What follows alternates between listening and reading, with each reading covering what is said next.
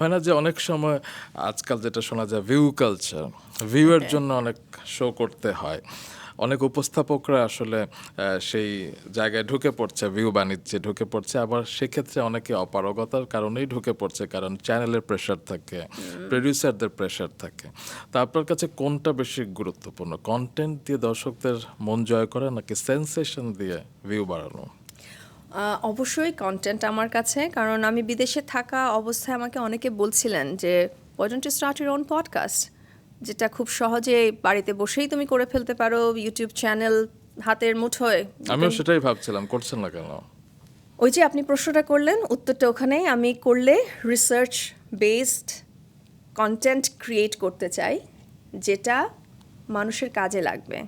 শুধু সেন্সেশনের জন্য আমি করতে চাইছি না, আমি স্ক্রিনে থাকার জন্য থাকতে চাইছেন না? চাইছি না। আমি এমন কিছু দিতে চাই। আজকে আপনি শ্রদ্ধেয় হুমায়ুন ফরিদের ইন্টারভিউর কথা বলেছেন, এটিএম শামসুজ্জামানের কথা বলেছেন, আয়ুব বাচ্চুর কথা বলেছেন। কেন? Because it touched your heart. I want to do that through out as long as I work. তো কাজ করলে পরিপূর্ণভাবে করতে চাই, কোয়ালিটি ওয়ার্ক করতে চাই। এই কোয়ালিটির কারণেই দেখা যায় যে বিদেশের সব প্রোগ্রাম করছি না। খানিকটা নিজেকে একটু আমি নিভৃতে রাখতেই পছন্দ করি, কিন্তু সামহাও কেউ না কেউ আমাকে পেয়ে গেছেন। তো মুনমুন, আপনি ক্যানাডায়, আমরা তো জানি না, একটা ইভেন্ট আছে সামনে, আপনি প্লিজ করেন।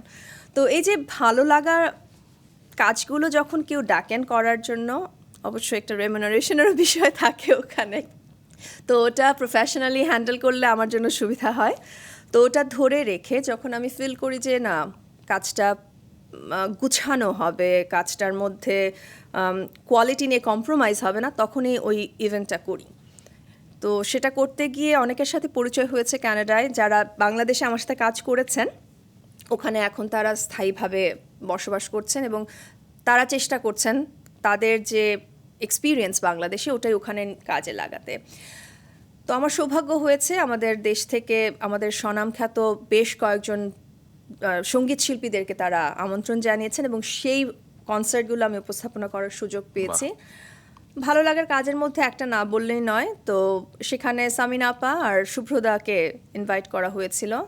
তো ওই প্রোগ্রামগুলো যারা আয়োজন করেন তাদের নিজস্ব কিছু বিষয় থাকে, অনেক সময় মেসি হয়ে যায় প্রোগ্রামগুলো, কিন্তু আমি থাকলে যেটা হয়, আমি খানিকটা কন্ট্রোল করার চেষ্টা করি যাতে প্রোগ্রামটা একদম পড়ে না যায়, দর্শক যেন বিরক্ত হয়ে না চলে যায়। Somehow I manage the first part, ওনাদের অংশটুকু। তারপর যখন সামিনা আপা শুভ্রতা এসেছেন, তখন তো এটা আমার মানুষ। সামিনা আপা এসে একটা হাক দিলেন স্টেজের মধ্যে, মুনমুন এতদিন পরে তোমার সাথে দেখা। তো এই ভালোবাসাটাই আমি মিস করি, কিন্তু ওনাদেরকে যেহেতু আসবেন আমি শুনেছি, আমি ওনাদের কাছে চলে গিয়েছি। অনুষ্ঠান শেষে আমাদের বিটিভির স্বনামখ্যাত news presenter, English news present করতেন আমাদের শ্রদ্ধেয় আসমা আহমেদ আপা। এখন তিনি প্রবাসে। হ্যাঁ, তিনি ওনার ফেসবুক পেজে একটা পোস্ট দিয়েছিলেন, যে খুব সুন্দর করে উনি লিখেছেন, আমার সবগুলো শব্দ এখন মনে নেই, যে একজন প্রফেশনাল সঞ্চালক যে তাকে দেখলে বোঝা যায়। তো এটা আবার আমাকে শেয়ার করেছেন আরও একজন আমার পরিচিত, যেহেতু আমি ফেসবুকে নেই, আমার কাছে তো আসবে না। আমার বড় বোন পাঠিয়েছেন আমাকে, আমার ওই পরিচিত উনিও পাঠিয়েছেন।